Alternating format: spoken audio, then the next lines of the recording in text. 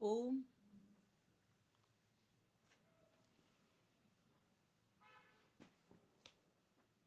सभी को नमस्ते। सभी नमस्ते। बहुत नमस्ते सुंदर जी। भजन गाया भैया जी। बहुत सुंदर।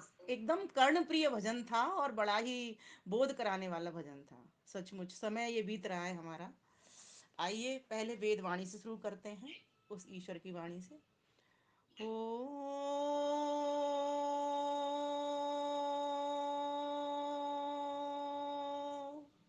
नमस्ते अस्तु आयते, नमो अस्तु परायते, नमस्ते प्राणतिष्ठत आसीनायोत ते नमः, आसीनायोत ते नमः।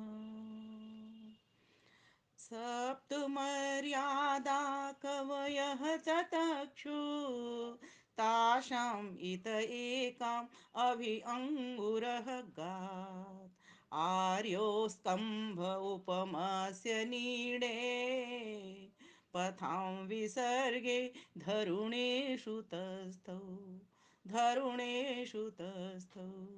ओम शांति शांति शांति।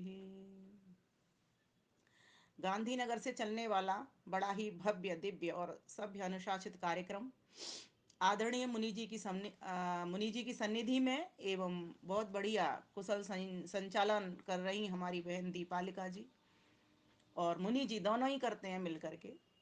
और कभी एक एक भी कर लेते हैं जब नहीं होते तो आवश्यकता जिसको जहाँ जैसे लगती है वैसे मिलजुल करके कार्य कर रहे हैं।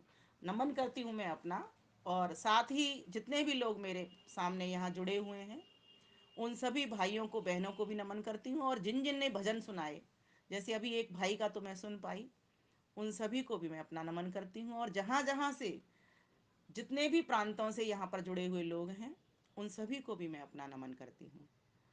प्यारे भाइयों बहनों, जैसा कि आज का मेरा विषय है मेरे आदर्श जय श्री राम, और इसको यूं भी कह सकते हैं हम सबके आदर्श जय श्री राम।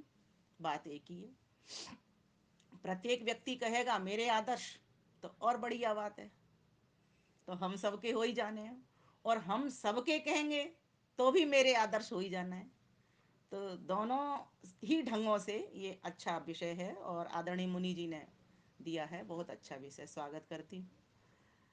तो चूंकि 22 जनवरी आ रही है और राम जी का मंदिर बन रहा है, और बने भी क्यों ना, क्योंकि उनकी जन्मभूमि है। जन्मभूमि पर तो उसी का मंदिर बनना चाहिए जिसकी वो जन्मभूमि है, जहाँ पर जिसका जन्म हुआ है। महर्षि देव दयानंद सरस्वती हैं, टंकारा में उनका जन्म हुआ है, तो उनका भी भव्य मंदिर स्मारक स्थल के रूप में वहाँ बनना चाहिए। मैं ऐसी भी मांग रखती हूँ।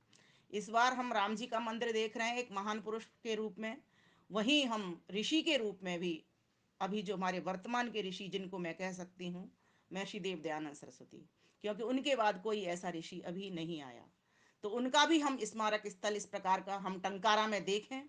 क्योंकि ये जो स्तंभ होते हैं ना, यही हमारी संस्कृति को बचाने वाले होते हैं। अगर मंदिर के नीचे से अगर वो पत्थर और वो मूर्तियां जो निकली थी वे साक्ष्य नहीं होती, वे धनुष और वे कलाकृतियां जो निकली हैं वे मंदिर वाली वे साक्ष्य नहीं होती, तो हम किसी भी कीमत पर अपनी बात को नहीं मनवा सकते थे, और वहां पर बावरी ढांचा ही खड़ा रहता। 500 वर्षों की लड़ाइयों के बाद कितने लोग वीर बलिदानी वहां पर बलिदान हो गए इस लड़ाई को लड़ते लड़ते, और आज हमारा भव्य राम मंदिर बन रहा है हमारी सरकार मोदी जी के आगे, और मोदी जी के हाथों से उनका उद्घाटन भी होना है, योगी जी के हाथों से। क्योंकि यूपी भी एक बड़ा राज्य है, उनके भी हमारे मुख्यमंत्री योगी जी हैं, और हमारे भारत देश के भी प्रधानमंत्री मोदी जी। तो योगी जी और मोदी जी जब मिलकर के काम कर रहे हैं तो हम सभी का भी, आर्य समाजी और आर्यजनों का भी सहयोग बहुत जरूरी है। क्योंकि वास्तव में हमारी संस्कृति की रक्षा करने के ये स्तंभ हुआ करते हैं, स्मारक स्थल हुआ करते हैं। हम सभी के लिए ये वंदनीय है, नमनीय है। हमको जो कुछ हो सकती है अपनी आहुति जिस भी तरह से जो कुछ हमारे पास है वो अवश्य लगानी ही चाहिए। तो सभी को पता है, सभी के पास निमंत्रण भी पहुंच गए हैं, सभी के पास अक्षत भी पहुंच गए हैं, और कितनी बढ़िया व्यवस्था की है। अक्षत दिए जा रहे हैं, मैंने अभी तक कहीं नहीं देखा कि इतने बड़े कार्यक्रम में और अक्षत और घर घर तक पहुंच रहे हैं। सभी को आमंत्रित किया जा रहा है, किसी को छोड़ा नहीं जा रहा है। हाँ, कहीं हम देखते हैं कि बड़े बड़े वीआईपी लोगों को ही बुलाया जाता है, लेकिन यहाँ पर हम देख रहे हैं प्रति उस सबरी के घर में, प्रति उस केवट के घर में, प्रति उस निषाद के घर में भी वो चत जा रहा है, जिसको कि राम जी से प्यार था, जिन्होंने राम जी ने उनको जिनको कि मित्र बनाया था। प्यारे भाइयों बहनों, आदर्श, आदर्श शब्द में भी तो दर्श छुपा हुआ है। असमंता चारों ओर से, जिस जिसकी जिसके कर्तव्यों का, जिसके व्यक्तित्व का दर्शन किया जाए, वही तो हमारा आदर्श हुआ करता है। भगवान श्री राम हमारे आदर्श पुरुष थे, मर्यादा पुरुष उत्तम थे, मर्यादाओं में भी उत्तम मर्यादा, उच्च कोटि की मर्यादा को बांधने वाले, इसलिए तो उनको मर्यादा पुरुषोत्तम श्री राम कहा जाता है। तो मैंने अभी एक वेद मंत्र लिया कि भगवान श्री राम हमारे आदर्श क्यों कहलाते हैं। उसमें मैंने लिया क्योंकि वे मर्यादित थे। वही चीज, वही व्यक्ति, वही मर्यादित कहला सकता है जो कि अपनी दहलीज को पार ना करे, अपनी सीमा में रहे। भगवान श्री राम की मर्यादा के लिए वेद भगवान स्वयं, माना कि वेद में इतिहास नहीं है, लेकिन भगवान श्री राम वैदिक थे, इसलिए वेद पाठ किया करते थे, तो इसीलिए उन्होंने अपने जीवन में वेदों की स्थापना की। मैं बहुत सारे प्रसंगों के द्वारा इस बात को बता सकती हूँ कि श्री राम हमारे आदर्श कैसे बने, वैदिक वो कैसे थे। तो आइए प्रारंभ करते हैं। पहले 7 मर्यादाओं की बात कर लेते हैं। मंत्र में बताया गया है सप्त मर्यादा कवयः ततक्षु। 7 मर्यादाएं ऋषियों ने बांधी हैं, जो कि ईश्वर की वाणी है। अथर्ववेद के 5वें कांड का पहले सूक्त का छठा मंत्र है। देखेंगे आप, शायद यही प्रकरण आपको मिल गया है, 5:1:6 नोट कर लें। उसमें कहा गया है 7 मर्यादाएं ऋषियों ने बांधी हुई हैं कि व्यक्ति मर्यादा पुरुषोत्तम कब कहलाता है। तो उनमें से तासामित एकाम, उनमें से एक क्या है कि वह भी है कि जो पाप पर नहीं चले, वह भी एक मर्यादा है। आर्योह स्कम उपमस्य नीडे और पथाम विसर्गे धरुणेश तस्थौ। ऐसा व्यक्ति परमात्मा के धाम को प्राप्त होता है जो कि सुमार्ग पर चलने वाला होता है और कुमार्ग को छोड़ने वाला होता है। उसके लिए व्यक्ति को मर्यादित होना ही पड़ता है। तो आइए पहली मर्यादा आप नोट करेंगे, स्तेयम, चोरी। विचार की, वस्तु की, स्थान की, ये चोरियां हुआ करती हैं। अर्थात जमीन की, जायदाद की, संपत्ति की और स्वयं विचारों की भी। अगर भगवान श्री राम विचारों की चोरी करते तो कभी भी वो अपने राज सिंहासन को नहीं छोड़ पाते। वो जानते थे कि कैकई माता चाहती है कि मेरा वनवास हो और मेरे भाई को राजगद्दी मिले। और यहाँ भी एक प्रश्न मन में, आपके में भी खड़ा होता होगा, मेरे में भी आता है और मेरी मान्यता भी बनती है कि क्या कैकई इतनी खराब रानी थी जो इस तरह चाहती थी, जबकि हमने देखा है कि बचपन में वो राम जी को बहुत प्यार करती थी। तो जो उनकी दासी थी मंथरा, उसका मंथन बहुत अधिक चलता था। और क्यों चलता था? इसीलिए चलता था कि वो चाहती थी, कैकई के यहाँ से आई थी मायके से, वो चाहती थी कैकई के पुत्र बनेंगे जब राजा, तो सारा कुछ मेरा, मेरा परिवार जो आगे आने वाली संतति है वो आराम से रहेगी, ठाट बाट से रहेगी। इसीलिए उसने ये चाल चली और कैकई को सिखाना प्रारंभ कर दिया। अब कैकई क्या उसकी सीख में आ गई? आप कहोगे आ गई, मैं कहती हूँ कि नहीं।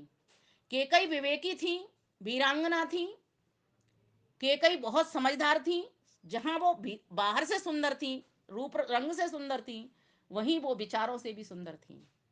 मेरी ऐसी मान्यता है, क्योंकि मैं ऐसा मानती हूं कि वो जानती थी कि मेरे जो चारों पुत्र हैं, राम लक्ष्मण भरत शत्रुघ्न, हमारे परिवार के जो चारों पुत्र हैं, उन सब में अधिक राम ही ज्यादा बलवान हैं, ज्ञानी हैं, धीर हैं, गंभीर हैं, जितेंद्रिय हैं, वासना से मुक्त हैं, वैराग्यपूर्ण हैं, मर्यादित हैं।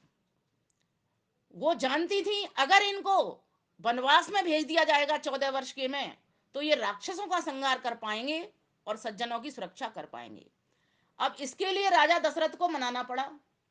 तो वहां दिखाते हैं कोप भवन में चली जाती और राजमहलों में ऐसी व्यवस्था होती थी कि कोई भी बात बच्चों के सामने न की जाए, किसी और के सामने न की जाए, पति पत्नी आपस में कोई अलग से वार्ता करें और इस प्रकार से वार्ता को रखें कि राजा दशरथ भी मान जाएं। अब आपके मन में प्रश्न उठेगा, क्या राजा दशरथ भी समझदार नहीं थे? उनको भी तो पता था कि राम बलशाली हैं और विश्वामित्र लेने के लिए आए हैं, और गुरु वशिष्ठ चाहते हैं कि राम जी जाएं वन में, वो भी जानते हैं। लेकिन अब आप कहोगे उनको पुत्र मोह था। पुत्र मोह तो सभी को होता है, ऐसी कोई बात नहीं है। एक राजा थे तो पुत्र मोह होना भी स्वाभाविक है, और पुत्र मोह का प्रजा से भी राजा को तो मोह होता ही होता है। लेकिन जब केकई ने राजा दशरथ से ये बात कही है कि किसी भी तरीके से राम जी को 14 वर्ष का वनवास दे दो और मेरे बेटे को राजगद्दी दे दो, तो राजा दशरथ ने मना कर दिया। क्योंकि राजा दशरथ राजकाज की दृष्टि से देखते हैं कि राजा अगर राम बनेंगे तो ज्यादा बढ़िया राजकाज चलेगा। क्योंकि राम राज्य के बारे में तो वैसे भी कहा जाता है कि जब भगवान राम राजा बने थे, जब सीता माता को लंका से विजय प्राप्त करके ले आए थे, तो बहुत सुंदर राज्य काज उन्होंने किया। दैहिक दैविक भौतिक तापा, राम राज काहू नहीं व्यापा। बहुत सुंदर राज्य उन्होंने किया। तो राजा दशरथ ये जानते थे कि राजा बनाऊं। केकई ये चाहती थी कि मुझे पता है कि अगर मैं भरत को भेज दूंगी तो भरत में वो योग्यता नहीं है कि वो राक्षसों का संहार कर पाए। इसीलिए राजा दशरथ के सामने वो गुप्त मंत्रणा ये रखती है कि मंथरा की भी बात ना मानी जाए, मतलब मंथरा की भी बात बेकार ना जाए, और इधर से राजा दशरथ को भी मैं अपने ढंग से मनवा लूं ये बात और कह दूं। तो राजा दशरथ को उसकी बात समझ में आती है। और जो वो पिक्चराइजेशन जो किया जाता है वहां पर, कि राजा दशरथ रो रहे हैं, चीख रहे हैं, चिल्ला रहे हैं, ऐसा कुछ भी नहीं है। चिल्ला रहे होंगे, थोड़ा बहुत तो मोह होता है तो दुख तो लगता ही लगता है, क्योंकि नाजुक बच्चे, किशोर बच्चे, अभी उम्र ही उनकी क्या है, ठीक है 25 साल के तो वो हैं ही, क्योंकि विवाह उनका हो चुका है। तो वैदिक व्यवस्था, विवाह व्यवस्था के अनुसार 25 वर्ष के तो वो हैं ही, जैसा कि वाल्मीकि ऋषि हमको बताते हैं रामायण के अंतर्गत। लेकिन फिर भी राजा को ये लग रहा है कि मेरी उम्र भी इतनी अच्छी खासी हो चली है, बुढ़ापे में पुत्र हुए हैं, और 25 वर्ष अगर उनके बुढ़ापे में भी जोड़ दिया जाए तो 85 वर्ष की आयु उनकी निकल करके आती है। तो काफी वृद्ध हो चले हैं। वो ये चाहते हैं कि मेरे सामने से ये बच्चे अभी जाएंगे, और अभी मैं ये चाहता हूँ कि मेरे सामने बच्चे रहें जब तक मैं हूँ। इसलिए वो थोड़ा सा, वो उनका दुख भी, उनका पिक्चराइजेशन किया जाता है, प्रस्तुतिकरण के माध्यम से दिखाया जाता है। भगवान राम वैदिक थे, आदर्श थे। कैसे आदर्श थे? कि जब वो वनों की ओर जा रहे हैं, प्रस्थान कर रहे हैं, तो अपना पूरा की पूरा राजसी वस्त्र है, जैसे वनों की व्यवस्था होती है कि राजसी वस्त्र नहीं, तपस्वी के वस्त्र पहन करके जाते हैं। क्योंकि उन्होंने तपश्चर्या ही करनी है। धूप हो, छांव हो, दिन हो, रात हो, सुख हो, दुख हो, मान हो, अपमान हो, राक्षसों से लड़ना है, शत्रुओं से लड़ना है, और मित्रों की सुरक्षा करनी है, सज्जनों की सुरक्षा करनी है। तो वही वस्त्र पहने जाएंगे जिनसे वे खुद स्वयं सुरक्षित हों, और उनकी जो वनों में रहने वाली जनता है वो भी सुरक्षित हो। तो वो वहां पर भी किसी को, जब उनको ये ऑर्डर हो जाता है कि आज इनको सिंहासन मिल रहा है, तो वहां पर भी वो बहुत अधिक हर्षाते नहीं है। और जब उनके लिए ये कहा जाता है कि आपको वनवास हो रहा है, तो उनको दुख नहीं लगता।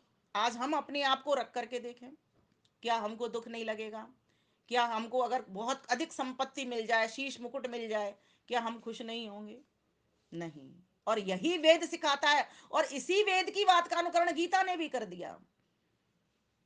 महर्षि वेदव्यास ने गीता में भी कृष्ण के मुख द्वारा कहलवा दिया, समः शत्रौ च मित्रे च तथा मानापमानयो शीतोष्ण सुख दुखेषु समः संग विवर्जित, समः संग विवर्जित।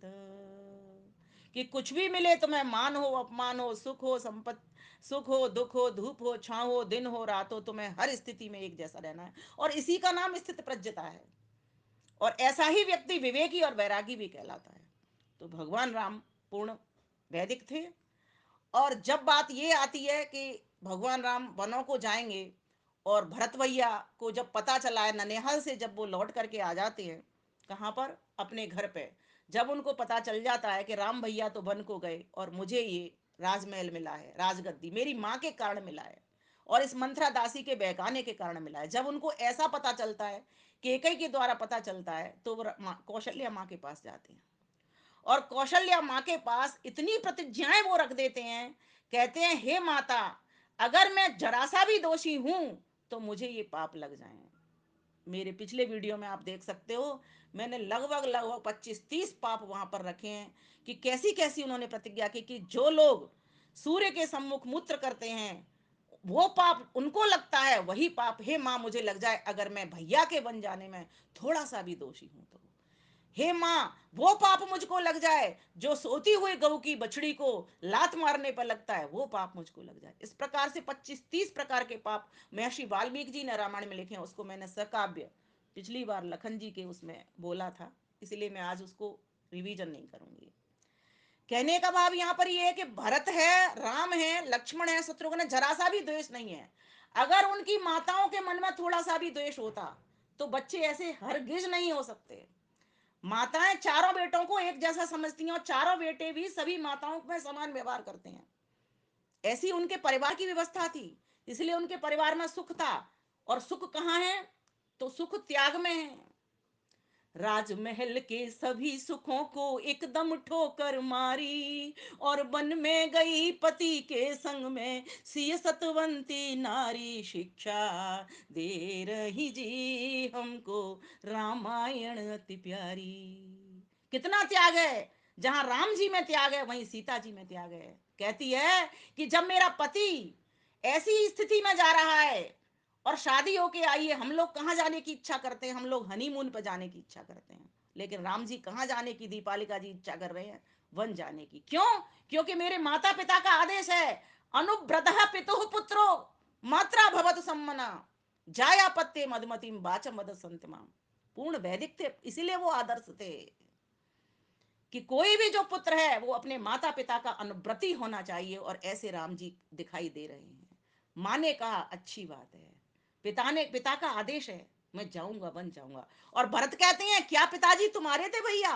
भाई पिताजी मेरे नहीं थे, मैं भी पिताजी की बात मानूंगा, लेकिन मैं राजमहल को नहीं लूंगा। मैं आपके चरणों की पादुकाओं को लेकर के सिर पर रख करके बैठ जाऊंगा, लेकिन मैं राजमहल के सुख को नहीं भोगूंगा। जब मेरा भाई सुख नहीं भोग सकता तो मुझे भी कोई अधिकार नहीं है। वहीं अर्धांगिनी सीता कह रही है, जब मेरा पति सुख नहीं हो सकता राजमहल का सुख, तो मुझे भी कोई अधिकार नहीं है, सब त्याग करे। वही लक्ष्मण कहता है कि मुझे भी कोई अधिकार नहीं है यहाँ पर राजमहल का सुख भोगने का। और वहीं भरत कहते हैं, वहीं लक्ष्मण, वहीं शत्रुघ्न भी कहते हैं मुझे भी कोई अधिकार नहीं है। और छोड़िए, वहीं वो जो पत्नियां हैं उनकी मांडवी और श्रुतकीर्ति, वो कहती हैं कि जब हमारे पति देव भी अपने भैया के साथ इस प्रकार का व्यवहार, इतना सुंदर व्यवहार करते हैं, तो हमको भी अधिकार नहीं है अपने पतियों को मनवाने के लिए। कहते हैं जब लक्ष्मण जी राम जी के साथ चलते हैं तो लक्ष्मण जी तो राम जी के साथ जाने के लिए तैयार होते हैं तो पहले तो माँ से आज्ञा लेकर के आते हैं, तो उन्हें आज्ञा मिल जाती है, तो फिर अपनी पत्नी के पास जाते हैं कि पत्नी को तो बता दूं, उनसे भी आज्ञा ले लूं। देखो कितनी आदर्श, कितनी मर्यादाएं कहाँ कहाँ पर है, देखो तो सही आप एक बार रामायण को। तो वो जाते हैं तो पत्नी क्या करती है, हम जैसी पत्नी होती है, हमारे सामने आते तो बात नहीं करती, उठा करके उसको एक घूंसा और मार करके फेंक देती है। आप सोच के देखे, देखिए उनका त्याग, उनका आदर्श, उनकी मर्यादा, उनके बातचीत करने का ढंग, उनका व्यवहार, बोलचाल का ढंग। कहती हैं वो जब लक्ष्मण जी अपनी पत्नी से कहते हैं भैया राम वन को जा रहे हैं, मुझे भी वो ड्रेस दे दो और मैं भी भैया के साथ जाना चाहता हूँ, तो क्या कर कहती है, और मिला आरती का थाल लाती है और अपने पति की आरती उतारती है और क्या शिक्षा भी देती है। जैसे सुमित्रा ने उनको शिक्षा दी, ठीक उसी प्रकार से उनकी पत्नी कहती है बड़े भैया भाभी को तुम माता पिता के समान आदर देना, जब भैया भाभी सो जाएं तो उनकी रक्षा किया करना, हे नाथ तुम जाओ और सकुशल खबर भेजते रहना। ऐसी पत्नी, आदर्श पत्नियां, ऐसे राम, ऐसे भाई, ऐसे लक्ष्मण, ये सभी की सभी आदर्श, जो जो राम के साथ लगा हुआ है वे सभी की सभी हमारे लिए आदर्श हो जाते हैं। और चारों ओर से आदर्श दिखाई दे रहा है, पूरी रामायण को आप उठा करके देख लीजिए। क्यों? क्योंकि उस वक्त तीन संस्कृतियां थी। एक संस्कृति थी आर्य संस्कृति, जो भगवान राम की अयोध्या की थी। वहीं अयोध्या से लगे जितने भी राज्य थे और भी छोटे छोटे, वे सभी थे। और उसके बाद में एक संस्कृति थी किष्किंधा की संस्कृति, बानर संस्कृति, जो किष्किंधा पर्वत पर रहने वाले थे, वनवासी लोग, जिनको हम आदिवासी कहें, वनवासी कहें, जंगलवासी कहें, कुछ भी कह सकते हैं आप लोग। और जिनको वानर कह दिया जाता है एक शब्द में, जो वन में रहने वाले नर हैं वे सब वानर। वानर मतलब बंदर नहीं, वन में रहने वाले मनुष्य। ये आर्य समाज ने कितना जागृति कर दी है, हर जगह पर ये बात बता रखी है। और हर व्यक्ति, अब छोटे से छोटे किसी भी व्यक्ति से हम बात करते हैं, वो उसको भी समझ आ गई है। क्योंकि वानर अगर वो होते तो उनकी पत्नियां इतनी समझदार नहीं होती, वेद पाठी नहीं होती, इन मंत्रों को समझने वाली, जानने वाली, बोलने वाली नहीं होती। देखो बाली की पत्नी को कैसे मंत्र उच्चारण करती है, सुग्रीव की पत्नी को देखो कैसे मंत्र उच्चारण करती है। उस काल में भी सारी की सारी संस्कृतियां वैदिक थी। वानर संस्कृति भी वैदिक थी। वनवासी लोग भी वेद पाठ किया करते थे, वहां भी स्वाध्याय चलता था, प्रवचन चलता था, यज्ञ हवन चलता था, योग चलता था, सब चलता था। वहीं इधर आर्य संस्कृति जो हमारी अयोध्या की थी, वहां भी ये सब कुछ चलता था। और राक्षस संस्कृति जो लंका थी, जिसको कि यक्षपुरी कहा जाता था उस वक्त में, वहां पर भी ये वैदिक संस्कृति थी। रावण के जो 10 सिर बनाए जाते हैं, वो 4 वेदों और 6 दर्शनों के हैं वो सिर। इतना बड़ा विद्वान था, उसको तो उसकी अहम ने मार दिया, उसके व्यभिचार ने मार दिया, उसकी बुराई ने उसको खत्म कर दिया, उसके अधर्म ने, अन्याय ने, पाप ने, अत्याचार ने, व्यभिचार ने उसको खत्म कर दिया। इसीलिए इस रामायण के जो प्रसंग, भगवान राम जिन्होंने मर्यादा बांधी, तो पहली मर्यादा उन्होंने बांधी कि विचार की, वस्तु की, स्थान की, किसी की भी चोरी नहीं करनी। अर्थात मुझे राजमहल का सुख नहीं चाहिए। चोरी करने वाला हमेशा सुखों की ओर दौड़ता है। सांख्य दर्शन का सूत्र आता है ना, कैसे रहो, सिखाता है ना, कैसे त्याग वियोगाभ्याम सुखी दुखी शेनवत। जैसे शेन पक्षी रहता है, बाज पक्षी रहता है, उस प्रकार से एक छोटा बाज पक्षी है, उसके मुंह में मांस का टुकड़ा है ना। कब सुखी होता है व्यक्ति, तो बाज पक्षी से शिक्षा ले ले और दूसरा बाज पक्षी उसके ऊपर झपटने के लिए आ रहा है कि इसके मांस के टुकड़े को छीनूंगा। अगर वो पहला बाज का पक्षी मांस के टुकड़े को छोड़ देता है, तब तो उसके प्राण बच जाते हैं। और अगर वो नहीं उसको छोड़ता है, तो उसके प्राण भी चले जाते हैं और उसका भोजन मांस भी चला जाता है, वो छीन लेता है बड़ा बाज पक्षी। तो व्यक्ति अगर सुखी होना चाहता है तो त्याग वृत्ति को लाए। यही आदर्श है भगवान श्री राम का, यही वो सिखा रहे हैं। और वही नहीं, उनके साथ लगे हुए जितने भी पात्र हैं, उनके परिवार के जितने भी लोग हैं, वे सभी की सभी त्याग कर रहे हैं। क्या केकई माता ने त्याग नहीं किया? उसको नहीं पता था बुढ़ापे में ये मेरा पति जाने वाला है? सब समझदार थी, सब कुछ पता था उनको, ये जाएंगे। लेकिन उनको पता है कि अगर राम जीवन को नहीं भेजे, अगर विश्वामित्र के साथ इनको, राम को और लक्ष्मण को नहीं भेजा गया, तो ये राक्षस वृत्ति जो अलगाववादी, आतंकवादी, उग्रवादी और ये जो वाम मार्गी है, ये सब की सब हमारे देश की सफाया कर देंगे। ये सुखमय राज्य आने वाला नहीं है, राम राज्य आने वाला नहीं है। और राम राज्य आज उदाहरण बना हुआ है। हम हर किसी को कह देते हैं राम राज्य कब आएगा, और वही राम जी आज अपने मंदिर के अंदर प्रतिष्ठित हो रहे हैं। प्रतिष्ठित का मतलब क्या है? प्रतिष्ठित का मतलब ये नहीं है कि कोई उसमें प्राण फूंक दिए, हमने प्राण सांस डाल दी। राष्ट्र की चेतना का मंदिर, राष्ट्र जागृति का मंदिर बनना है। राष्ट्र की चेतना स्वयं एक चेतना, एक प्राण है। भगवान राम स्वयं हमारे प्राण हैं। इसलिए तो कहा जाता है कि हर हर एक व्यक्ति के हृदय में राम बसे हुए हैं। क्यों? क्योंकि वो आदर्श थे, क्योंकि वो मर्यादित थे।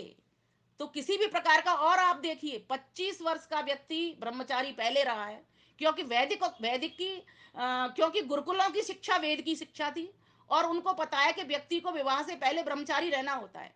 उसके बाद देखिए उनको, फिर वो चले जाते हैं वनों को, 14 वर्ष वनों में काटे आते हैं। कितने हो गए जी दीपालिका जी? 25 और 14 39। अब आप ये देख लीजिए उन, हैं, क्या बोलते हो, 39 वर्ष, है ना। 39 वर्ष के बाद में वो लंका पे विजय प्राप्त करके और उसको लेके आते हैं। सीता मैया भी 1-2 साल रही होंगी वहां पर रावण के पास, उसको विजय करके लाते हैं। 40 वर्ष के हो गए वो। 40 वर्ष का आदित्य ब्रह्मचारी कहलाता है, सोचिए। अब वो आते हैं राजमहल में, तब सीता के गर्भ में गर्भाधान के द्वारा 2 बालक आते हैं। अब उनके भी साथ वो रह नहीं रहे हैं, ब्रह्मचर्य देखिए उनका। उनको भी कहाँ भेज देते हैं? वाल्मीकि ऋषि के आश्रम में। क्यों? प्रजा के भले के लिए, सीता के भले के लिए। लोगों ने बहुत लांछन लगाए, बहुत उल्टी सीधी बातें कही कि राम जी अपनी आदर्श पति नहीं है। आप बहन जी कहती हो आदर्श, मैंने कहा बिल्कुल आदर्श पति हैं। कोई भी पति ये नहीं चाहता कि मेरी संतान मुझसे अधिक आगे नहीं बढ़े। राम जी के अंदर इच्छा थी, मैंने तो राजमहल के सुखों को भोगा है, अभी मुझे शक्ति और जुटानी चाहिए थी अपनी, अभी मेरी शक्ति कम है। क्योंकि अभी तो हमारे लिए वो भगवान है ना, भग को धारण किए हुए हैं। लेकिन तब उस वक्त वो अपने आप को देख रहे हैं कि मैं चाहता हूं मेरी संतान मुझसे भी और आगे बढ़े, मैं जमीनी स्तर दूंगा और मैं ऋषियों के आश्रम में भेज करके ऋषियों के द्वारा अपनी पत्नी को, जो गर्भवती पत्नी है, उसको और अधिक संस्कारवान बनाऊंगा, क्योंकि राजमहल के सुखों में रह करके वो संस्कार शिक्षा नहीं मिल सकती जो एक गुरुकुल के भीतर मिल सकती है। इतना विश्वास था, इतने वो वैदिक थे, इतने वो आदर्श थे हमारे। तो इसीलिए हमें अपने महान पुरुषों के ऊपर कभी भी कोई भी ऐसी प्रतिक्रिया व्यक्त नहीं करनी चाहिए कि उन्होंने ये गलत किया। जो लोग कहते हैं वे सही मायने में भगवान राम को नहीं समझे हैं। जो इस प्रकार के कहते हैं कि उन्होंने गर्भवती स्त्री को छोड़ दिया, उन्होंने छोड़ा नहीं, उन्होंने छुड़वाया। कैसे छुड़वाया? कि जिससे इसका निर्माण। और वास्तव में वे बच्चे इतने बहादुर थे कि आप देखिए, जब अश्वमेध यज्ञ होता है तो उन लवकुश ने जो घोड़ों को पकड़ लिया, जब लक्ष्मण जी भी आते हैं तो वो भी हार के आ जाते हैं। एक एक पात्र उनका जाता है, सभी हार हार करके आ जाते हैं। क्यों? क्योंकि उनको जमीनी स्तर मिला है, क्योंकि वो जमीन पर सोए हैं, वो राजमहल के गद्दों पर नहीं सोए, राजमहल का भोजन नहीं किया। जैसे गुरु की संस्कृति थी, जैसे गुरुजी रहते थे, जैसे खाते थे, जिस दिनचर्या में गुरुकुलों की वो स्थितियां हुआ करती हैं, दिनचर्या हुआ करती हैं, उसी दिनचर्या को वो जिया करते थे। प्यारी माताओं, भाइयों, बहनों, बहुत समझने की जरूरत है उनके आदर्शों को। और दूसरी बात कहा, तल्पारोहण अर्थात व्यभिचार, वो मैंने आपको बता दिया। 14 वर्ष तक का ब्रह्मचार, कोई भी एक भी मर्यादा, वनों में रहते हैं, वनों में एक भी दिन सीता माता के साथ उस तरह से नहीं सोए। अगर सोए होते तो उनको संतान की प्राप्ति हो जाती। सोचिए कितना बड़ा ब्रह्मचर्य। और तीसरी मर्यादा उनकी है भ्रूण हत्याम, नहीं ब्रह्म हत्याम। ब्रह्म हत्या अर्थात ब्रह्म का अर्थ तीन होते हैं। ब्रह्म माने ईश्वर है, ब्रह्म माने वेद है, ब्रह्म माने वीर है। वीर की एक भी बूंद नाश नहीं की। ईश्वर की भक्ति, ऐसा कोई भी दिन नहीं था जब उन्होंने संध्या नहीं की, ब्रह्म यज्ञ नहीं किया, जब उन्होंने देव यज्ञ नहीं किया। वनों में भी ऋषि महर्षियों के साथ देव यज्ञ किया है, ऐसा भी हमको प्रमाण मिलता है। जब संध्या काल हो जाती है, संध्या करते हैं। जब ताड़का को मार करके भी वो जब आगे को बढ़े हैं, तब भी वहां पर संध्या काल हो गया, तो सीता जी से कहते हैं अब हम यहाँ से जल लाते हैं और हम जल आचमन करेंगे और संध्या करेंगे। तब भी संध्या वंदन करते हैं। और वेद, सोचिए वेद तो उनके जीवन में था, वो तो तत्व ज्ञानी हो गए थे, पूरा पूरा वैदिक आचरण उनका आ रहा है। तो ब्रह्म ईश्वर हो गया, ब्रह्म माने वेद हो गया, और ब्रह्म माने वीर, वीर का नाश नहीं। तो इतनी मर्यादाएं भी उन्होंने बांधी हैं। और चौथी बात, भ्रूण हत्या। भ्रूण हत्या का तो सवाल ही नहीं आता। गर्भ में बेटियों को आजकल मार देते हैं, बहनों के साथ बुरा अत्याचार करते हैं, ससुरालों में बहुओं को जला दिया जाता है। ये सब तीनों तीनों चीजें उनके राज्य में नहीं थी। इन सब से वो दूर रहे, और बाद में तो वो इतने सुंदर राजा बने कि उसकी तो फिर कहना ही क्या, कथा ही क्या है। तो इस प्रकार से भ्रूण हत्या, ब्रह्म हत्या, सबसे दूर रहे वो। तो यहाँ पर पांचवी बात कही, सुरापानम, शराब पीना। और शराब कौन पीता है? जो तमोगुणी स्वभाव का होता है। भगवान राम किस गुण के थे? सतोगुणी थे। सतोगुणी स्वभाव वाला व्यक्ति धर्म पर चलता है, मर्यादाओं का पूरा पूरा पालन करता है।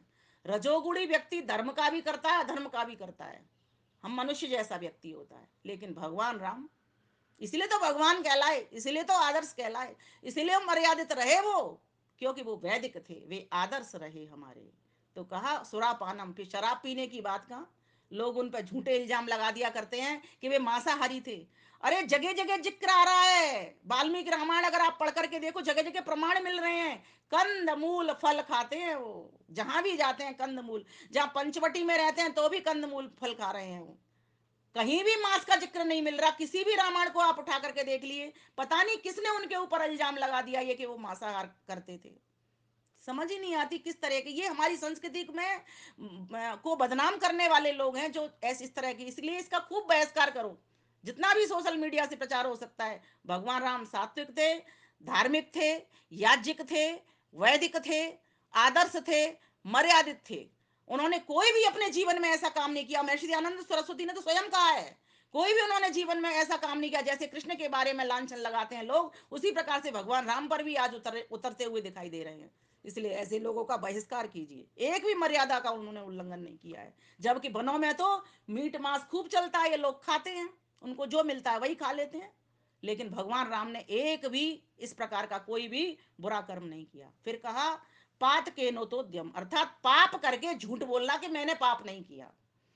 कोई पाप करेंगे कैसे? जो व्यक्ति सतोगुणी होगा वो पाप करेगा कैसे? रजोगुणी तो फिर भी कर देगा, कभी पुण्य करेगा, कभी पाप करेगा, कभी सुख में जिएगा, कभी दुख में जिएगा। जो व्यक्ति इस तरह की बैरागी स्थिति में आ चुका है वो व्यक्ति करेगा क्यों पाप? इसलिए पाप से भी दूर है। एक भी पाप उन्होंने जीवन में कभी किया हो ऐसा हम नहीं जानते, कहीं हमें जिक्र नहीं मिल रहा।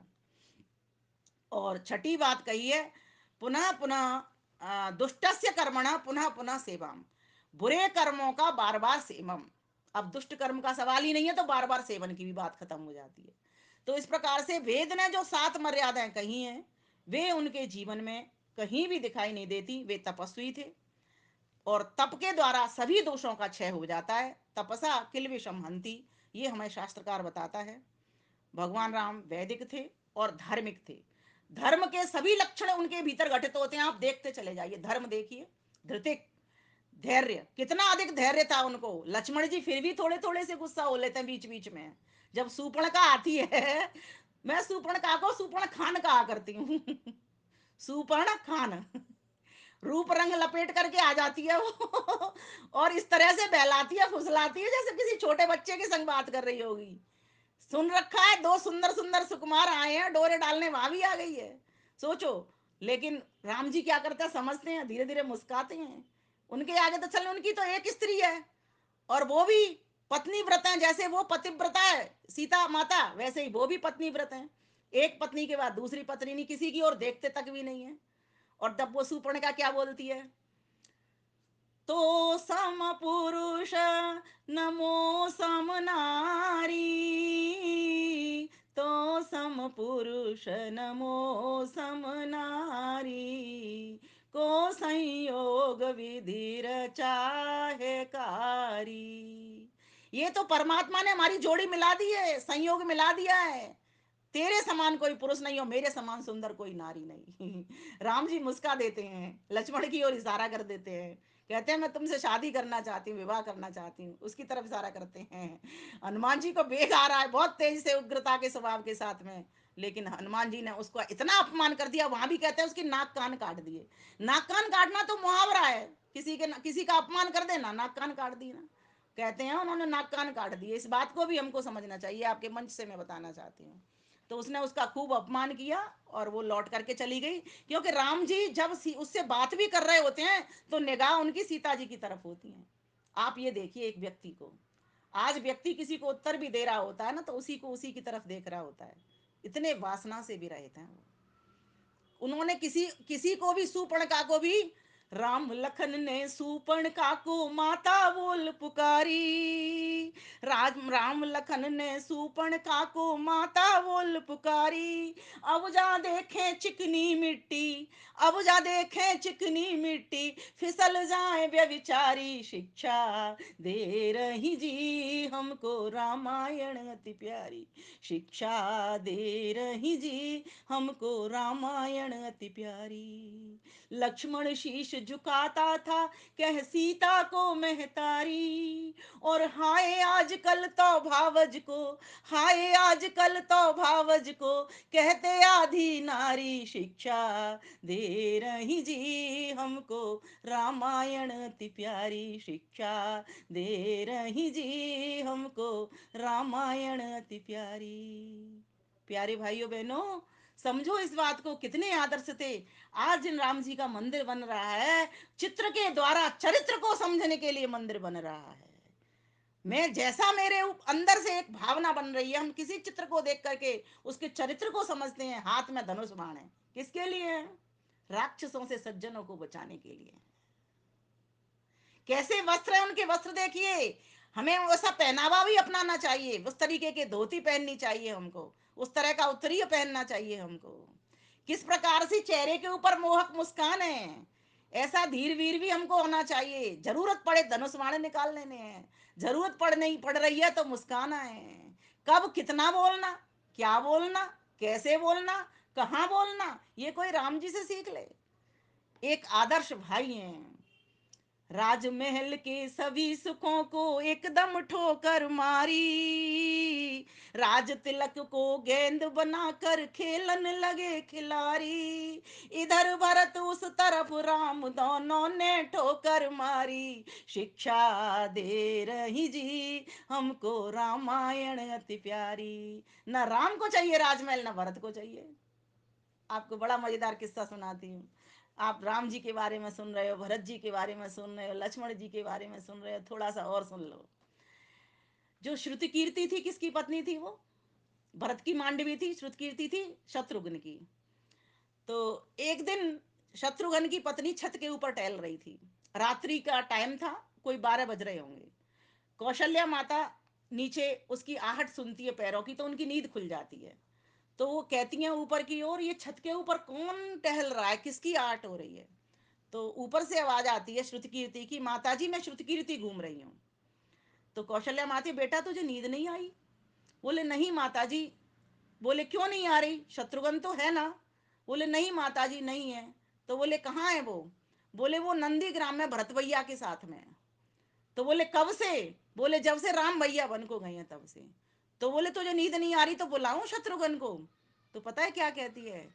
नहीं माताजी नहीं, जब मेरे पति अपने भाई की रक्षार्थ अपने भाई के साथ नंदी ग्राम में शिला के पास बैठे हुए हैं तो मुझे कोई अधिकार नहीं है। जब वो शिला को तकिया बना सकते हैं तो मैं इस राजमहल के भीतर अपने।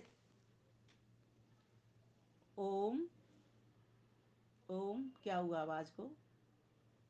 आवाज आ रही है मेरी? आवाज आ रही है। अच्छा आ रही है, अच्छा। मुझे लगा एक बार को स्क्रीन चौक हुआ।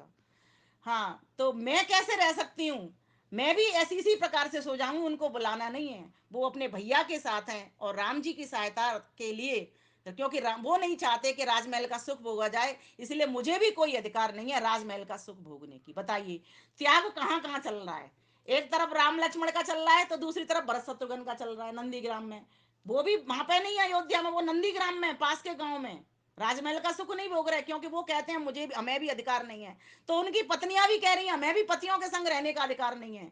जब हमारी जिठानी अपने पति के साथ गई है तो हमें भी अधिकार नहीं है, हम भी सुख नहीं लेंगे। जब वो इतने दुख में गई हैं, परेशानी में गई हैं, कष्ट में गई हैं, बनों का जीवन जी रही हैं, तो हमें भी राजमहल के सुखों की जरूरत नहीं है। ये सीखने की आवश्यकता है। एक एक पात्र को उठा लीजिए, वहीं आप शबरी के पास चले जाओ। शबरी क्या कहती है? मैं कर रही रास्ता साफ, राम कब आएंगे? मैं कर रही रास्ता साफ, राम कर आवेंगे। कब आओगे श्री राम, बाट में जो रही। क्योंकि शबरी जानती है। शबरी कौन है? मतंग ऋषि की शिष्या है। उसके बारे में भी थोड़ा सा मैं किस्सा बताना चाहती हूँ आपको। शबरी रंग रूप से बहुत भद्दी थी, काली थी एकदम। उसके बारे में एक कहानी मिलती है, कितनी ठीक है वो जाने, लेकिन कहानी में से सार निकाल लेंगे, मतलब की बात निकाल लेंगे। कहानी में ये बताया जाता है कि जब उसका विवाह हुआ, बहुत काली थी, बद्दी थी, किसी के साथ हो गया, बिना देखे हो गया या कैसे भी हो गया वो एक अलग विषय है। तो वो जब डोली में बैठ के जाती है तो उसके पति की इच्छा हुई कि इसका मुख देखूं। तो कहते हैं उसने उसका पर्दा उठाया और उसका मुख देखा। तो वो बहुत उसको एकदम अजीब सी लगी कि ये क्या है। तो वहीं कहते हैं उसने डोली उतार दी और डोली में से उसको शबरी को उतार दिया वहीं पर। शबरी में थोड़ा सा विवेक था, तो वो सोचने लगी कि जब ये संसार के पति इस तरीके की घटनाएं कर रहे हैं तो अब मैं शादी नहीं करूंगी। तो वो ऐसे ही चलते चलते चलते, उसने सुन रखा था मतंग ऋषि रहते हैं, उनके आश्रम पे वो चली गई। कहते हैं वहां पर मतंग ऋषि से उन्होंने शिक्षा ली पूरे वेद वेदांगों की, और वो वहां पर ज्ञानी हुई और वहीं आश्रम में रहते रहते आश्रम की सेवा किया करती थी। इसी प्रकार से आश्रम की साफ सफाई किया करती थी और भगवान का भजन किया करती थी, मतंग ऋषि के अनुसार वो चला करती थी। ये इतना किस्सा हमने कहीं किसी कहानी में पढ़ा। ठीक है, अभी चलो ये कहानी तो यहां तक हो गई। अब जब सबरी को पता चलता है कि राम जी इधर आए हुए हैं और राक्षसों का सफाया कर रहे हैं, क्योंकि शोर तो हो ही जाना होता है, किसी ताड़का मार दी, सुबाहु मार दिया, मारीच मार दिया, सब पता है, सब जगह जगह जगह फैल गई है ये बात। तो शबरी को भी पता है। तो वो कहती है ऐसे कौन से नायक हैं जो इस देश के भीतर आज भी हैं, और इतने अच्छे लोग कौन है वो? और कहा सुनने में आ रहा है कि अभी वो युवा ही हैं, तो मैं उनका दर्शन करना चाहती हूँ, ऐसे कौन से वे नायक हैं? तो शबरी कहती है कब आओगे श्री राम, बाट में जोई रही। विरह की घड़ियां हो गई भारी, जर जर काया हो गई सारी। घट चली दोपहरी घाम, बाट में जोई रही। कब आओगे श्री राम, बाट में जोई रही। कंकड़ पत्थर झाड़ी झारी, गली गली कर दी उजियारी। नगरी नगरी घर ग्राम, बाट में जोई रही। ना बचा द्वार कोई ग्राम, बाट में जोई रही। प्रेम भक्ति की बात निराली, चखी चखी वेर सजाए थाली। वेरों के समझ के आम, बाट में जोई रही। झूठे झूठे वेर कहते हैं उन्होंने खिलाए, इसका मतलब क्या है? इसी का नाम तो प्रेम है। जब परिवार के सब लोग भोजन करते हैं तो कैसे करते हैं? माँ बेटे भोजन कैसे करते हैं? शबरी माँ है, भगवान राम राम पुत्र हैं। कैसे करते हैं? एक ही थाली में से खा लेते हैं, एक ही बर्तन में से। जबकि हमारे वेद शास्त्र मना करते हैं कि अवक्ष पदार्थ नहीं खाएं, एक दूसरे का झूठा नहीं खाएं। ठीक है, लेकिन यहां झूठे से तात्पर्य क्या है? अगर हम कोई पतीली में चावल पकाते हैं तो क्या करते हैं कि ये पक गए कि नहीं पक गए। या बेर अगर हमने इकट्ठे लेकर के कोई फल रखे हैं तो हम कैसे करते हैं? ये चक करके देखते हैं। कैसे देखते हैं? एक फल को चखते हैं, पूरी डलिया के बेरों का पता लगता है। जैसे इसको चक करके देखा कि ये खट्टा है या मीठा है, कैसा है ये, तो हमें पता लग जाता है ये सारे की सारे खट्टे ही होंगे। इस प्रकार से सवरी क्या करती है? बेरों को इकट्ठा करती है। बेरों मतलब बेर का तो एक प्रतीकात्मक बेर नाम है। जितने भी कंद मूल फल वहां पर थे उसके पास, उनको डलिया में एकत्रित करती थी और अच्छे अच्छे चुनती है। यहाँ मतलब इसका इतना सा समझना चाहिए हमको। तो सोचिए, कहते हैं वो शूद्र जाति की थी, है ना, ऐसा बताया जाता है कि वो शूद्र जाति की थी और भगवान राम क्षत्रिय वर्ण के थे। भगवान राम तो मेरे हिसाब से जहां क्षत्रिय वर्ण का प्रतिनिधित्व करते नजर आते हैं राजा के रूप में, वहीं मुझे वो चारों वर्णों में नजर आते हैं। क्योंकि उनकी हर वर्ण से मित्रता हो रही है। आप ये देखिए ना, ब्राह्मण क्षत्रिय वैश्य शूद्र, पग पग जहां जहां जाओगे हर वर्ण से उनकी मित्रता हो रही है। चारों वर्णों का स्वयं भी वो प्रतिनिधित्व करते दिखाई दे रहे हैं। उनसे कोई अतिथि यज्ञ भी सीख ले, कैसे किस अतिथि की यहाँ अतिथि बन करके जाया जाता है, किस प्रकार से राजमहल में रहा जाता है, किस प्रकार से वन में रह जा सकता है, किस प्रकार से छोटे बड़े ऊंचे नीचे लोगों को अपना मित्र बनाया जा सकता है, किस प्रकार का वर्ताव शत्रु के साथ किया जाता है, किस प्रकार का वर्ताव मित्र के साथ में किया जाता है। सब कुछ हम एक ही प्लेटफॉर्म पर एक ही श्री राम से सीख सकते हैं। सोचिए, तो सबरी क्या करती है? प्रेम भक्ति की बात निराली, चख चख बेर सजाए थाली। बेरों के हो गए आम, बाट में जोए रही। कब आओगे श्री राम, बाट में जोए रही। राम रटन में सुध बुध खोई, ऐसी जागी फिर ना सोई। आराम आराम न चाहिए राम, बाट में जोए रही। आराम न चाहिए राम, बाट में जोए रही। कब आओगे श्री राम, बाट में जोए रही। भक्ति पेरीज प्रभु जी दौड़े, सभी काम जहाँ की तहाँ छोड़े।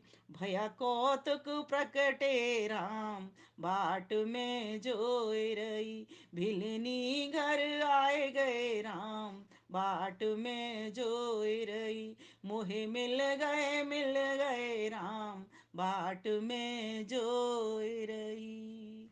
प्यारे भाइयों, ये तो था एक शूद्र जाति की, जिसको भिलनी को कहा जा रहा है, उसके साथ में प्रेम। अब देखिए, राम जी अतिथि बनते हैं और अतिथि का कर्तव्य क्या होता है कि वो पहले तो भोजन ग्रहण करे। सबरी ने कोई कमी छोड़ी नहीं उसके सत्कार में, सेवा में, राम जी के में, ठीक है। और उसके बाद में राम जी जब अतिथि जाता है किसी के घर से तो कुछ मार्गदर्शन करके जाता है। तो वहां पर राम जी उसको नवदा भक्ति सिखा करके जा रहे हैं। और नवदा भक्ति के 9 प्रकरण आते हैं यहाँ पर। रामचरितमानस में भी इसको वर्णन किया गया है। और वाल्मीकि रामायण में भी इस तरह से कहा गया है कि अतिथि जा रहा है और वो कुछ मार्गदर्शन करके जा रहा है।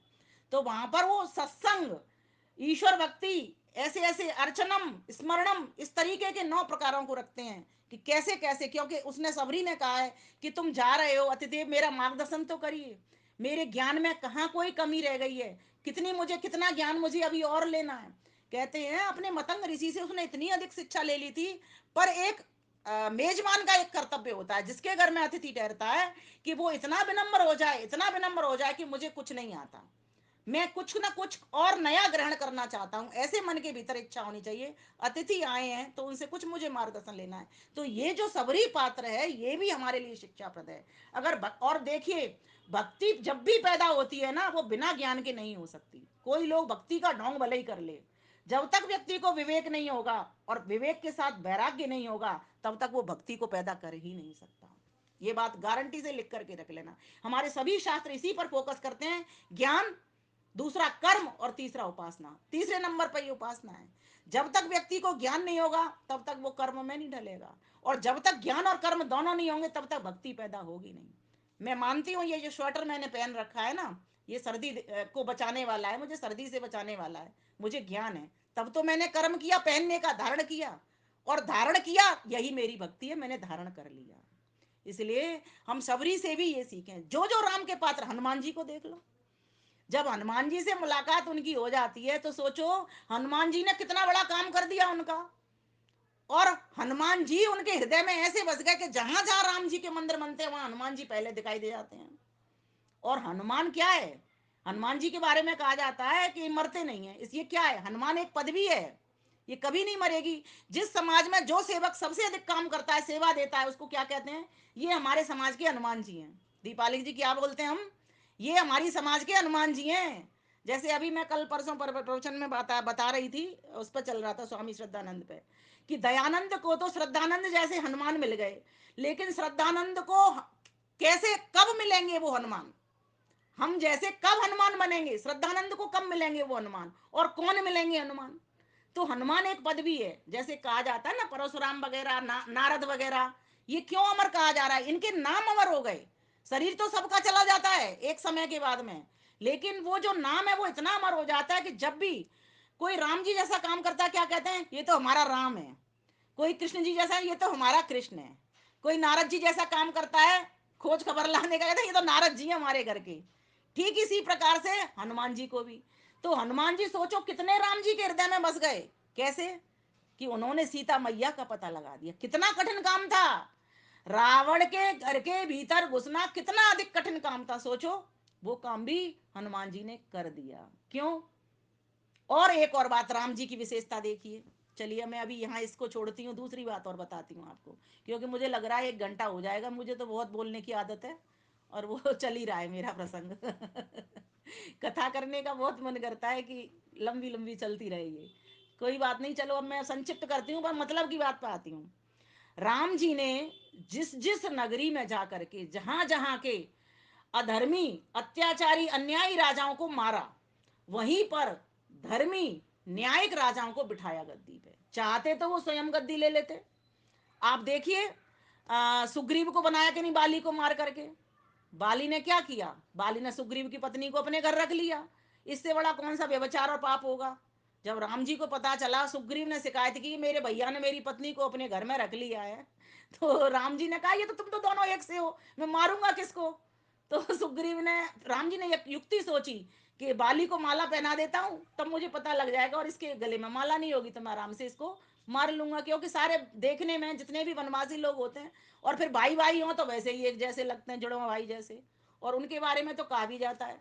तो कहने का भाव ये है कि बाली को मारा क्योंकि वो अत्याचारी था, व्यभिचारी था, और किसको दिया, सुग्रीव को राजा बनाया। अब वहां पर देखिए, लंका के राजा, जिसको कि मठाधीश कहला, कुछ भी कहला, कितना भी बड़े से बड़ा नाम दे सकते हैं आप, है ना, बहुत बड़ा, सभी लोग जगह पर आतंक फैला रखा था, जैसे हमारे लादेन वगैरह ने फैला रखा है, आज भी आतंकवादियों ने, या आईएसआई के वो एजेंट वगैरह, ये देखो कितने चारों बगल घूम रहे हैं, अलगाववादी, उग्रवादी, इन लोगों का नाम हो रहा है। ठीक इसी प्रकार से रावण का भी नाम था, वो भी सभी के ऊपर अधिकार जमाया करता, सब लोग उससे परेशान भी थे। तो वहां भी लंका के राजा को मार करके किसको बनाया है, विभीषण को। चाहते तो वहां पर भी वो उसको ले सकते थे, लेकिन वहां भी नहीं लिया। जब लक्ष्मण ने कहा भैया अब तो लंका हमारी हो गई, अब तो रावण पे विजय प्राप्त कर ली, सोचो, तो क्या कहते हैं, आपे स्वर्णमयी लंका न में लक्ष्मण रोचते, है ना, यही बोलते हैं ना, कितनी भी सुंदर ये लंका है, लेकिन भगवान हे लक्ष्मण ये मुझे रुचिकर नहीं लगती, मुझे प्रतीत नहीं होती, सुंदर नहीं लगती, क्यों, जननी जन्म भूमिश्च स्वर्गादपि गरियसी, जननी माता और जन्मभूमि भारत माता, ये दोनों स्वर्ग से भी महान है। अर्थात कहने का भाव क्या है कि वहां पर भी वो उन्होंने अपना राज्य नहीं लिया, वो तो अपने अयोध्या में ही वापस सीता मैया को लेकर के आ गए। तो उनके बारे में तो जितना कहूँ उतना कम है। ये तो मैंने छोटे मुंह से और थोड़ी दो चार बातें ऐसी आपके सामने प्रसंग रखे, वास्तव में प्रसंग तो इसमें और बहुत अधिक हैं, कितनी भी बड़ी व्याख्या जा सकती है, मेरे पास भी अभी 2 दिन की व्याख्या और बची हुई है, तो कभी आपके चैनल से वो, जब तक 22 जनवरी है तब तक तो मैं ये चाहूँगी कि भाग 1 भाग 2, वैसे 3-4 भाग मेरे इस पर हो चुके हैं। तो आप सभी का बहुत बहुत धन्यवाद करती हूँ। और कल मैंने एक अपनी नई रचना भी लिखी थी, आइए उसके लिए थोड़ा सा मैं एक काव्य पाठ के रूप में 2 पंक्तियां सुना के अपनी वाणी को विराम दे देती हूँ। यज्ञ से हुए थे राम, यज्ञ में जिए थे राम, यज्ञ की ही रक्षा हेतु बनों को गए थे राम। 3 बातें कही है मैंने। यज्ञ से हुए थे राम, पुत्रेष्टि यज्ञ से हुए थे, यज्ञ से हुए थे राम, यज्ञ में जिए थे राम, यज्ञ की ही रक्षा हेतु वनों को गए थे राम। गुरुकुली शिक्षा न्यारी विश्वामित्र गुरु बारी, कुल गुरु वशिष्ठी की सन्निधि में विद्या सारी। एकमेव उनका लक्ष्य, एकमेव उनका लक्ष्य, धरा को करूंगा स्वच्छ, धरा को करूंगा स्वच्छ, राक्षसों को संगारूं, सज्जनों की करूं रच, सज्जनों की करूं रच। अनुव्रति पितुमात, अनुव्रति पितुमात, रहे साथ लक्ष्मण भ्रात, रहे साथ लक्ष्मण भ्रात, वनों में गुजारी रात पतिव्रता पत्नी साथ, वनों में गुजारी रात पतिव्रता पत्नी साथ। छोड़ते न ब्रह्म यज्ञ, छोड़ते न पंच यज्ञ, छोड़ते न देव यज्ञ, कहते ऋषि वाल्मीकि, कहते ऋषि वाल्मीकि, फल फूल कंद मूल शाकाहार से ही प्रीत, फल फूल कंद मूल शाकाहार से ही प्रीत। त्याग से भरे थे राम, त्याग से भरे थे राम, राग को हरे थे राम, त्याग से भरे थे राम, राग को हरे थे राम, व्यष्टि से समष्टि तक वैराग्य से भरे थे राम, व्यष्टि से समष्टि तक वैराग्य से भरे थे राम। सुख में न फूले राम, दुख में न भूले राम, सुख में न फूले राम, दुख में न झूले राम। चाहे शीश हो मुकुट, चाहे वन आज्ञा राम, चाहे शीश हो मुकुट, चाहे वन आज्ञा राम। जाति पात वर्ण भेद, ऊंच नीच दूर दूर, जाति पात वर्ण भेद, ऊंच नीच दूर दूर। केवट निषाद सौरी प्रशंसक ते भूरि भूर, केवट निषाद सौरी प्रशंसक ते भूरि भूर। आश्रमों में जाते राम, सीखते विद्या ललाम, आश्रमों में जाते राम, सीखते विद्या ललाम। ऋषि मुनि पत्नियों के चरणों में कर प्रणाम, ऋषि मुनि पत्नियों के चरणों में कर प्रणाम। जिस जिस राज्य से हटाते आतंक राम, जिस जिस राज्य से हटाते आतंक राम, वहीं के ही आर्य को गद्दी पर बिठाते राम, वहीं के ही आर्य को गद्दी पर बिठाते राम। संतति हो वीर धीर, संतति हो वीर धीर, चिंतन उनका गंभीर, संतति हो वीर धीर, चिंतन गंभीर राम। भेजी आश्रम जान की करने प्रवीण राम, भेजी आश्रम जान की करने प्रवीण राम। प्रजा वत्सल राजा राम, प्रजा वत्सल राजा राम, विमल करे प्रणाम, विमल करे प्रणाम। जय जय जय जय जय श्री राम, जय जय जय जय जय श्री राम, जय जय जय जय सबके राम, जय जय जय जय आदर्श राम, जय जय जय जय सबके राम, जय जय राम, जय जय जय जय सबके राम, जय जय जय जय मेरे राम, जय जय जय जय मेरे राम। बोलिए जय श्री राम, जय श्री राम, बोलिए मर्यादा पुरुषोत्तम जय श्री राम की जय। धन्यवाद आपका मुनि जी, बहुत बहुत मुझे ये सौभाग्य का अवसर प्रदान करने, दीपालिका जी और आप सभी बंधु बांधवों को, माताओं को, बहनों का बहुत बहुत हृदय से धन्यवाद करती हूँ। मकर संक्रांति को आपकी, आप सभी को बहुत बहुत शुभकामनाएं प्रेषित करती हूँ। ईश्वर हमारे जीवन में उत्तरायण लाए, इसी प्रकार हम उन्नतों दर उत्तरोत्तर उन्नति करते चले जाएं, उस पतंग जैसे नभ को छूती है उस प्रकार से उस नभ को छू लें। बस आप सभी को बहुत बहुत धन्यवाद, नमस्ते।